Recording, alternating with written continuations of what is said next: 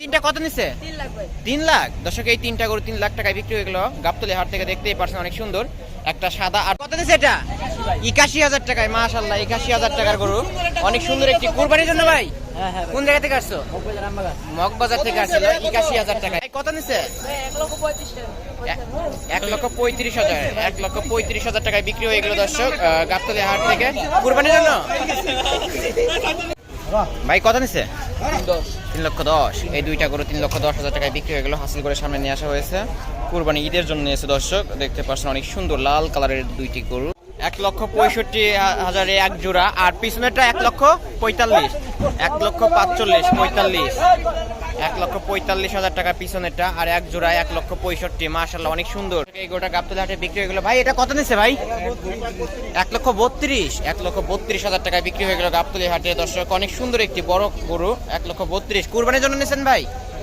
কুরবানির কোন জায়গা থেকে আসছিলেন? মহাখালী থেকে আসছিলেন। 1,32,000 টাকায় অনেক বড় সাইজের একটি গরু কিনে নিলেন গাবতলী হাট থেকে।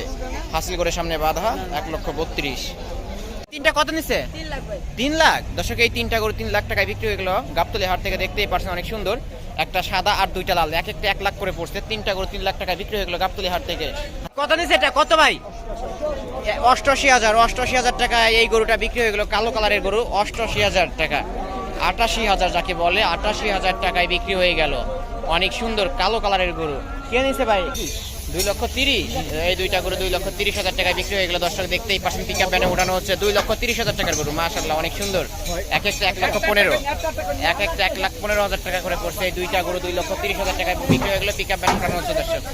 পিকআপ ভ্যানে উঠানো হচ্ছে দর্শক। দেখুন পিকআপ ভ্যানে উঠানো হচ্ছে গরুগুলো।